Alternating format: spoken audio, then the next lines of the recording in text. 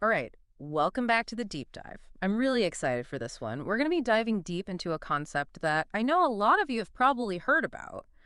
Um, and maybe even use yourself if you've spent any time exploring the whole idea of manifestation and how our thoughts and feelings shape our reality. Hmm. We're talking about the vortex, a Yes. term that, well, it gets thrown around a lot these days, especially in those kind of like new age and self-help circles. But today, we're not just going to be throwing that word around. We're going to really, really unpack it. Yeah. We're going to take a deep dive into what this concept, which was really popularized by Abraham Hicks, truly means, and more importantly, what it means for you in the process of deliberately creating a life that you truly desire. Exactly. And, we can put aside all this sort of new agey jargon and the mystical language for a second, Hmm. because the vortex, as Abraham describes it, isn't some far-off mystical destination, right? It's not like you have to travel through a portal or something to get there. Right. It's much more grounded than that. Mhm. It's really a core understanding of how energy and emotion work together, how they intertwine with what we manifest in our lives. Okay. And our goal today is to, move beyond just that surface level understanding of the vortex. We want to explore the practical, the energetic, and the emotional realities of it so that you, listening, can intentionally align with it and experience more of what you truly want with greater ease and more importantly, I think, more joy. I love that. And I think a really great place to start is with this really powerful statement, a quote from Abraham Hicks that says, "The vortex is where everything you've ever wanted already exists." So I guess if everything we desire is already there, quote unquote, what is this vortex exactly? Can you break Right. that down for us? Absolutely. So think of the vortex as a vibrational reality, right? Like it's an energetic space, not a physical place that you can travel to on a map. It's not like that. Okay. It's the realm where literally every desire, every wish, every intention that you've ever had, even those fleeting little preferences you've held onto, they already exist in their purest form, most unresisted form. It's all there waiting for you in a state of pure potential, just waiting for you to connect with it. So it's like an invisible blueprint of all of our dreams. That we can't see it, but the potential for everything we want is already a done deal energetically. Precisely. And, although you won't be able to perceive it with your physical senses, right? Yeah. You can't see it, you can't touch it, you can't smell it. Yeah. You absolutely can sense when you're moving closer to its frequency. Okay. And the key indicator, believe it or not, is simply how you feel. There's a quote from Abraham that really captures this. They say, when you feel good, you're in the vortex. When you feel bad, you're not. Oh, I like that. It sounds so simple. Yeah. And in many ways it is, but the implications are pretty huge, pretty profound. Yeah, that really resonates. So it's not so much about this like external quest, to like find the Yeah. vortex. It's more about an internal state of being. Exactly. It's almost like, tuning your instrument to a specific pitch in order to create a harmonious sound. That's a great analogy. Right. Yeah, the vortex isn't a physical location. It's more like a specific radio frequency, right? It's a state of vibrational harmony. And your job isn't to somehow reach into this vortex and grab what's inside. Mm-hmm. It's not like reaching into a grab bag. Yeah. It's about raising your own vibrational frequency to match that of the vortex so that what's already there can naturally flow into your experience, into your life. Okay, so we're starting to get a clearer picture of what this vortex actually is, but now I want to connect this to the idea of manifestation, because I know that's probably what a lot of you listening are really interested in, right? Sure. How does this energetic space relate to actually bringing our desires into reality? That connection is really, really fundamental, and it operates through what's called the law of vibration. Okay. Now, this law essentially states that everything in the universe is energy, vibrating at its own unique frequency, right? Mm. And the principle is really simple. Mm-hmm. Like attracts like. So when your personal vibration, the frequency at which you are vibrating, aligns with that high frequency of the vortex where all those desires exist in their pure potential form, you create this powerful magnetic resonance. Oh, I like that. Right. And it's in this state of resonance that your thoughts, your feelings, your beliefs become receptive to and attract those matching energies. Okay, so being in the vortex gives us this kind of energetic tailwind, if you will, Mhm. making it easier for what we want to come into our experience to manifest. But what does that actually feel like? When you're in that state, what does that actually feel like for you? So when you're truly in that vibrational alignment with the vortex, there's a very palpable shift in your inner landscape. Mhm. You'll probably notice a sense of deep calm, a wellspring of inspiration, a genuine joy, and an underlying peace that wasn't there before. I like it. And you're not caught up in that anxiety of the how and the when of your Yeah. desires materializing. It's not like you're constantly checking your watch, wondering when it's going to happen. Right. Instead, you might observe this natural unfolding, like an effortless flow of synchronicities. Oh, yeah. Those seemingly perfect coincidences that kind of guide you forward, and you feel inspired to take action. But it comes from a place of excitement and clarity, not force or struggle. And it's often in this state that manifestations seem to just appear more swiftly and with much less effort, to be honest. Okay, well, that sounds like a state we all want to be in. Yeah. But what about when we're not in that sweet spot, right? Mhm. What are some of the telltale signs that our vibration might not be quite in alignment with the vortex? Yeah, great question. So when you find yourself outside of the vortex's frequency, you'll probably experience some of these things. Mm-hmm. Feelings of anxiety, frustration, persistent doubt, maybe even a sense of just feeling stuck. Mm-hmm. And a lot of times, there's this strong urge to control every single aspect, like, meticulously planning and micromanaging the entire manifestation process. Right, yeah. And this, unfortunately, is what creates the resistance, Mm-hmm. right? This trying to force things.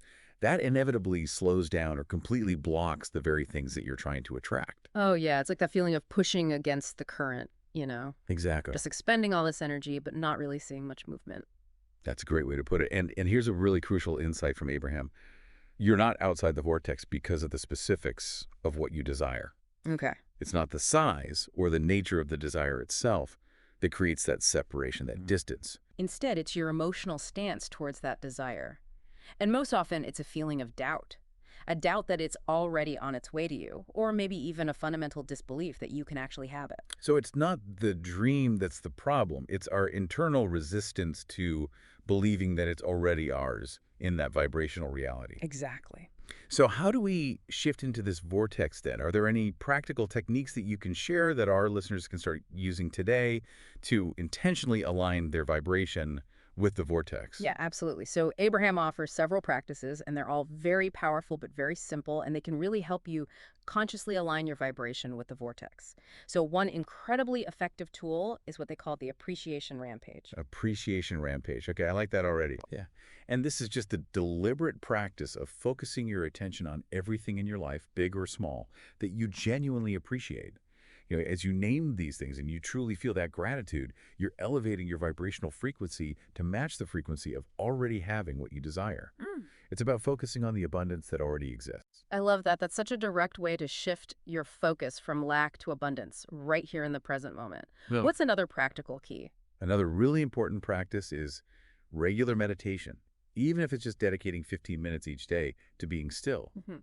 By consciously quietening that mental chatter, that constant stream of thoughts, you reduce the internal resistance that can often block your alignment with the vortex.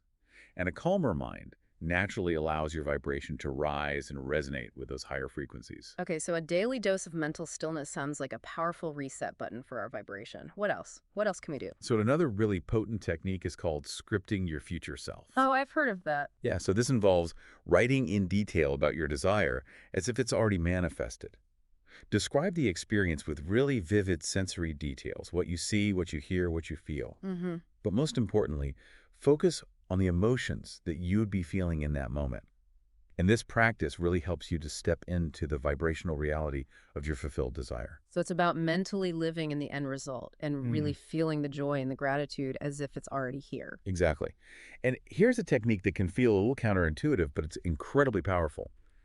Reach for the next best feeling. Okay. You don't have to force yourself to jump from a state of, deep negativity to ecstatic joy in an instant. That can actually create more internal conflict. Right. Instead, just focus on identifying a feeling that is just slightly better than where you're at right now. So maybe shifting from anger to just mild frustration, or from worry to a sense of slight relief. The energy of the vortex, it builds momentum gradually, step by step, as you consistently choose slightly better feeling thoughts. Okay, that feels a lot more manageable. Just like small incremental shifts in our emotional state, Exactly. rather than trying to make this huge leap to extreme positivity. Exactly. And then there's this, it's a very paradoxical idea, but it's also very liberating. Letting go of the outcome. Oh, that's a hard one. Yeah, it can be, Because often that intense focus and that anxiety around when and how a desire will manifest actually keeps you stuck in resistance. And the fastest way into the vortex actually opens up when you loosen that grip on the specifics of the outcome and instead just focus on cultivating joy and appreciation in the present moment. Yeah. Joy, as Abraham says, is a direct vibrational match to the energy of the I vortex. mean, that's hard, right? Yeah. To let go, but I can see the logic there. When we're feeling good now, we're a vibrational match for more good to come. Exactly. Exactly. Okay, so we have appreciation rampage, we have meditation, we have scripting, we have reach for the next best feeling, and we have letting go of the outcome. That's a lot. Yeah, it's a good toolkit. Is there one more we can throw in there? You know what? There is. There's one more technique that's really, really practical. It's called segment intending. Segment intending. Yeah, and it's just a simple way to consciously direct your energy throughout the day. So before you start any new activity or transition into a different part of your day, just pause for a second and set an intention for how you want that experience, that segment, to feel. So for example, before a conversation you might think, I intend for this conversation to be engaging and insightful. Or before a meal, you could say, I intend for this meal to be nourishing and enjoyable. And this proactive approach, this segment intending, can really help you to consciously steer your vibrational state throughout the day. Okay, these are all fantastic. I love it. So much good stuff here. Now, if we consistently incorporate all of these into our lives, what can we expect to feel like when we are genuinely, truly in the vortex? hmm We've touched on the emotions, but can you paint a little bit more of a vivid picture for us? Yeah. So being in the vortex, it's more than just like a fleeting positive mood. It's a more consistent state of being. You'll probably experience a constant sense of lightness, maybe even a playful energy and a surge of creativity. And there's this underlying knowing, this feeling that everything is working out in perfect order for your highest good, even if the specifics aren't clear yet. And you just feel so supported by the universe, like you're being effortlessly carried by this benevolent current. It sounds so peaceful and so trusting. It is, it is. And you know, something else really interesting happens in this state. That need for external validation, that need for constant proof that things are working out, it starts to fade away. You become a living embodiment of that positive energy. You're not actively looking for signs because you have this unwavering feeling of inevitability, like an inner knowing that your desires are already on their way. That's amazing. That shift from needing external proof to having this internal certainty, that's profound. Now, anytime we're talking about this stuff, I'm sure there are some common questions that are coming up. For example, is it possible to be like partially in the vortex? hmm Is it an all or nothing kind of thing? That's such a great question. And the reality is that our emotional landscape, it's a spectrum, right? You're not going to be in a state of complete, unwavering alignment every single moment of the day. And that's totally okay.